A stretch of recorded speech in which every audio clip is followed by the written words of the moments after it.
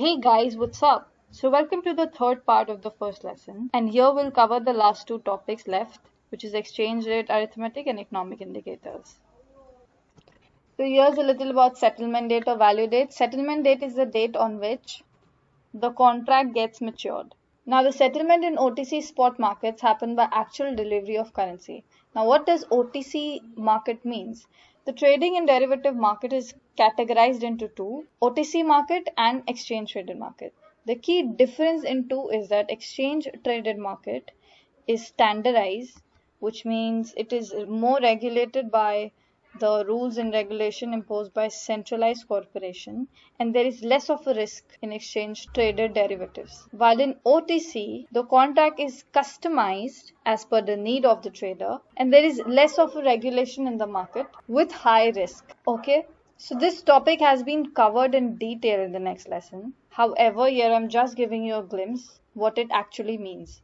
So the settlement in such market happens by actual delivery of currency. Now when two parties come together to enter into a contract, they must agree to several key clauses, two of which being the price of the contract and the date on which the contract matures. So once the maturity date is reached, the seller is required to either deliver the underlying commodity to the buyer or else settle the contract for either gain or a loss. So the mechanism of settlement where each counterparty exchange the goods traded on the maturity of contract is called gross settlement, and the mechanism where market participants only settle the difference in the value of goods is called net settlement. So when both principal and interest is exchanged, like the whole amount, it is called gross settlement, and when only interest, which would be the difference in the value of goods, is exchanged, then it is called net settlement.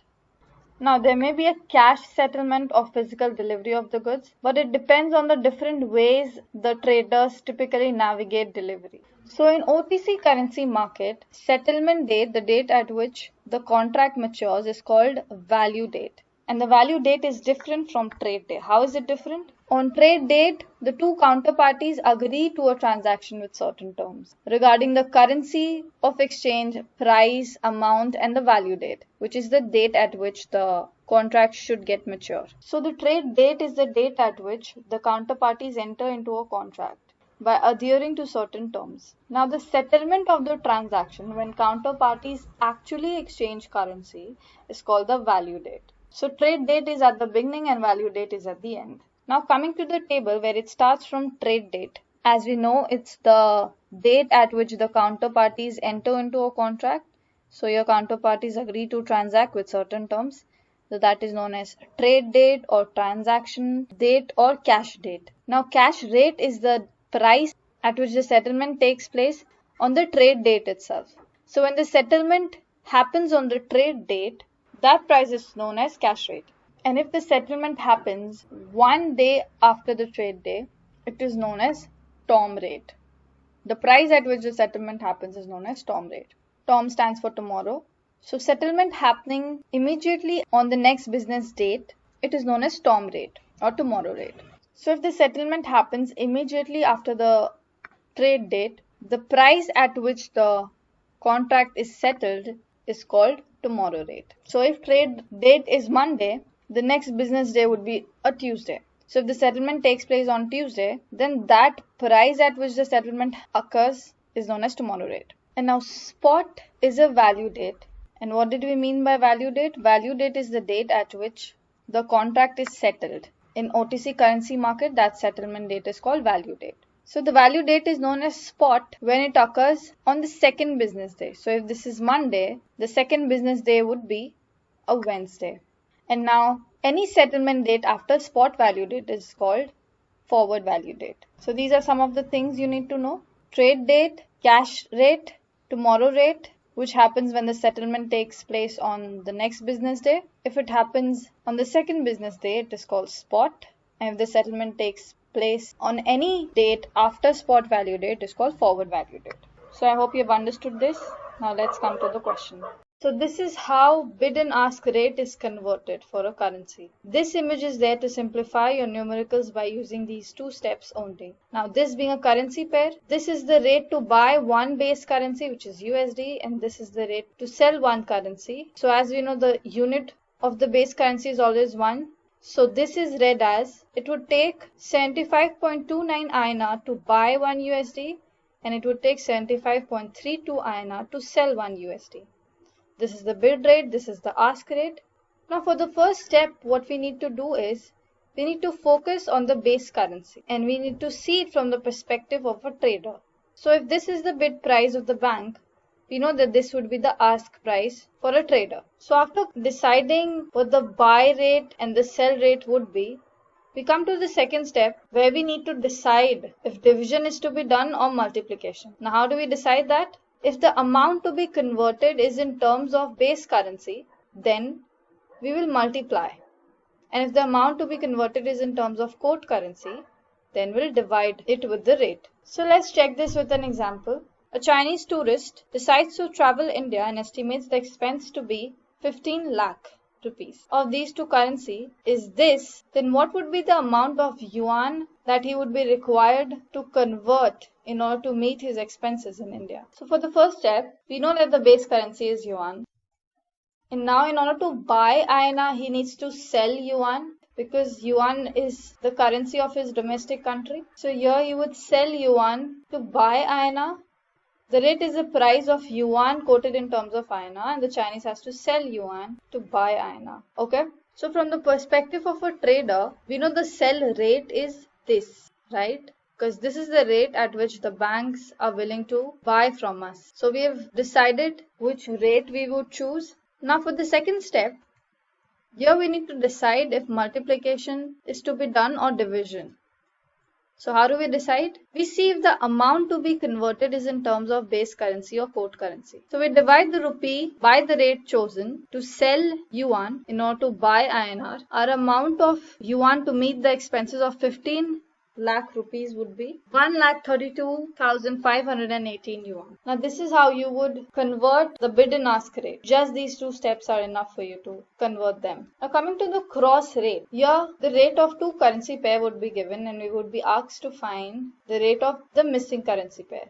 How would we find that? Using cross rate. Yes, two things need to be kept in mind here. This rule and the rule that bid currency is always less than the ask currency, because banks are there to earn profit. So the rate at which they would be willing to buy would always be less than the rate at which they are willing to sell. So this being the first concept, coming to the second concept, we know that if USD INR equals to 74.03, this means that 1 USD equals to 74.03 INR, right?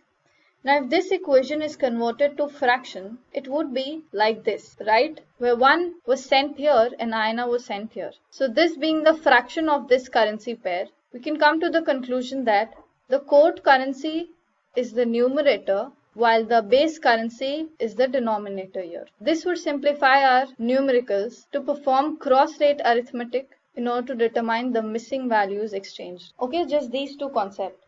Quote currency in the numerator, base currency in the denominator, and bid price to be always greater than the ask price. Now let's come to the examples. So if USD INR equals to 74.10 and MXN USD equals to 0.049, then what is the exchange rate of MXN INR? We would convert this currency pair to fraction, and as we know, the quote currency would come to the numerator and the base currency in the denominator.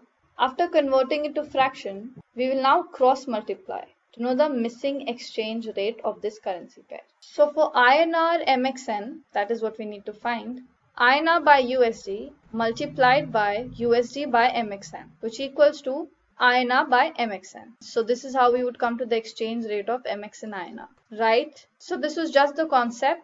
The numericals would be solved in the next slide. So where the prices of currency pair is not quoted directly, we use cross rate by using two other related currency exchange pair to determine the value of this pair. So they are derived by crossing the price of underlying currency pairs.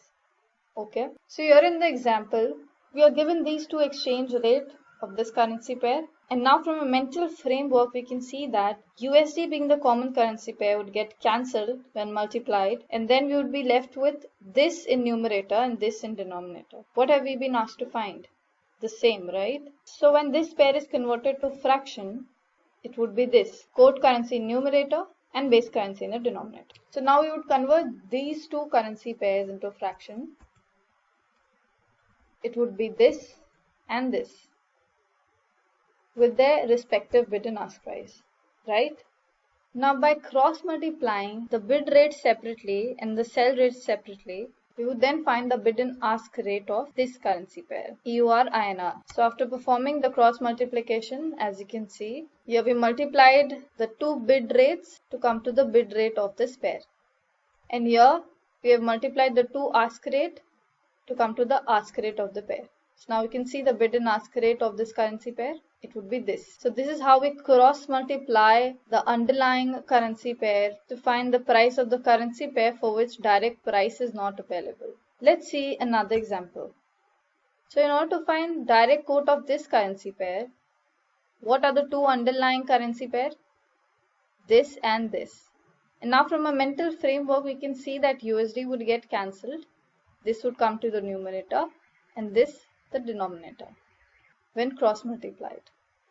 So now the currency with no direct quote would be converted to fraction, which would be this, and now these two currency pairs will be converted to fraction with their respective bid and ask price. And now we would multiply the respective bid and ask rate simply to find the bid and ask rate of this currency pair. Here, as per the mental framework, the USD got cancelled and then INR comes in the numerator and GBP comes in the denominator. This is the bid and ask rate of the currency pair, right? I hope it's easy for you to understand now. We'll see the fourth example with a little twist. Now here we would apply the concept of how bid rate is always less than ask rate. Now we've been asked to find JPY INR in terms of two decimals and the underlying currency pairs are this. Now when this is converted to fraction, quote currency would come in the numerator and the base currency would come in the denominator. Now as per the mental framework, we can see how USD won't get cancelled as the USD is in the numerator of both the currency pairs. Unless you invert one of the currency pair, this common currency pair won't get cancelled, right? So what do we do here? After converting this currency pair to fraction, we would then cross multiply and invert any one of these currency pairs. Here we have chosen this to be the currency we would invert. So taking this bid rate, here in the currency pair which we have decided to invert, we will take the greater of these two prices, the denominator. Why is this so? This is because of the base effect. The higher the number in the denominator, the lesser is the value, right? And as you know, the bid rate is always less than the ask rate. So here the currency which has been inverted, for bid price we would take the greater of these two prices in the denominator, and for the ask price we will use lower of these two prices. Why? Because of the base effect. So here we have found the bid rate of this currency pair and the ask rate of this currency pair. Again a comparison. So in the currency pair where it was easy to eliminate the common currency simply by multiplying them, we were multiplying the bid rate with the bid rate. But here, since we have to invert one of the currency pair because the common currency was not getting eliminated simply by multiplying the fraction, so here we considered the higher of these two amounts for bid rate as the denominator when inverted, and then we multiplied it with the bid rate of the other currency. This was done keeping in mind that the bid rate is always less than the ask rate. And as per the base effect, the lower the denominator, the higher the value of the fraction, right? So this is the bid and ask price of currency, EUR INR. So now after being done with the cross rate, we have come to economic indicator. In order to quote the exchange rate of a currency, a bank need to go through a very time-consuming research process. And what it does is, it goes through all the past economic drivers to know how healthy the country is economic-wise, right? So what are the drivers included under this indicators and what are its impact on the currency? We'll see this. Okay, so starting from GDP. We know that GDP is the total monetary value of all finished goods and services produced within a country's borders in a specific time period. So with the increase in GDP of the country, when all the monetary value of a finished goods services increases, it obviously would have a positive impact on the value of the domestic currency. So here the value of the currency would increase as well. So coming to retail sales, we know retail sale tracks consumer demand for finished goods by measuring the purchases of durable and non-durable goods over a defined period of time. So now if the consumer demand increases, this would obviously result in increase in GDP. So the value of the currency here would increase as well. Coming to the IIP, the third economic indicator. Now industrial production is the measure of output of the industrial sector of the economy in comparison with a fixed reference point in the past. Now why would the industrial output increase? Cater to the higher demand in the market, right? So if the increase in retail sale led to an increase in the value of the currency, then obviously increase in IIP will have a positive impact on the value of the currency. So now Consumer Price Index, CPI, measures the changes in the price level of a weighted average basket of consumer goods and services purchased by a household. It measures level of inflation in the economy with the basket of goods and services. Now CPI measures changes in the price level of weighted average market of consumer goods by household. It is a measure of inflation in the economy, right? So increase in CPI indicates high inflation in the country. RBI uses this indicator to measure inflation in the economy. This is used as an early indicator of inflation. Okay.